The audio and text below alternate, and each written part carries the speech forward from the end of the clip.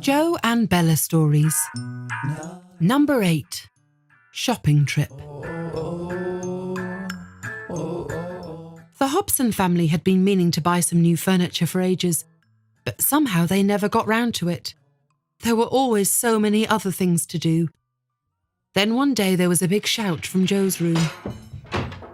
The rest of the family ran to see what was the matter. Joe's desk had collapsed. There were bits of wood and pens and papers all over the floor, and in the middle was Joe.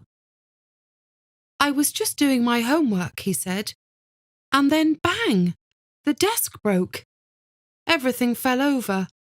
I was so surprised that I fell over too." Bella giggled.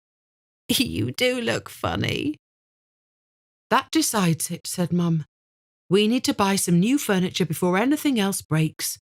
Bella needs a new bed, and Joe definitely needs a desk so that he can do his homework."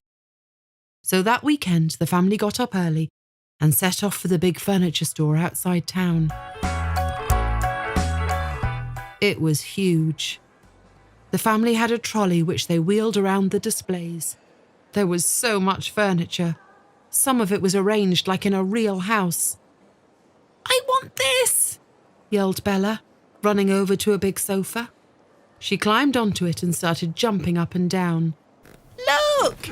It's bouncy! Like a trampoline!" "Bella, get down," said Dad. "You'll break something." Bella ran to a chair that spun on its stand.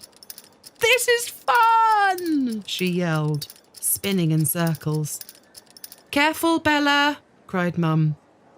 "Look, I'm playing houses," said Bella, crawling under a table. Bella loved playing houses.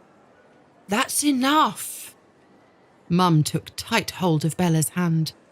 Bella didn't like it, but she had to stay close. The family chose a new bed for Bella. They chose a bedside table and cupboard too. Then they went to look at desks for Joe. Bella was bored now and tired. She didn't say much while the rest of the family discussed which desk to get. Joe had found one he liked, but Mum and Dad couldn't agree. "It's too big," said Mum. "There's not enough space in his room." "It's too small," said Dad.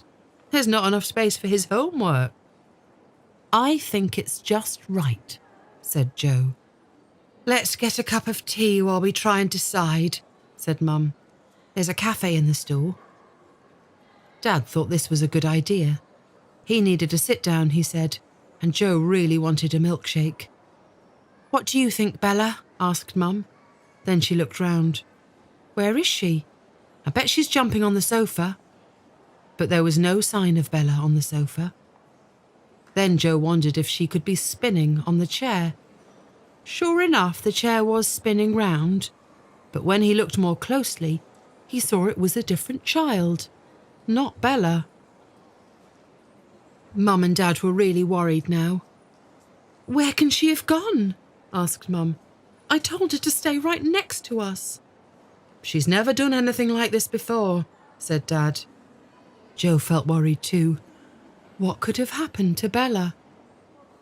Suddenly, Joe spotted something. "I think she did stay right next to us." He pointed at the floor, and they all saw Bella's foot. It was poking out from underneath the desk Joe wanted. They crouched down and peered underneath. Curled up like a cat was Bella, fast asleep. When Joe nudged her, she woke up and came crawling out. "What were you doing?" Joe asked. Bella yawned. "Oh, I was seeing if your new desk was big enough to play houses," said Bella. "And it is." Mum and Dad told Bella she must never do anything like that again. Though, as Bella pointed out, she hadn't meant to fall asleep. Mum and Dad weren't too annoyed. After all, it had been an accident. They bought the desk, and then they let Joe and Bella choose milkshakes in the cafe. Joe had banana flavour, and Bella chose strawberry. Yum, yum.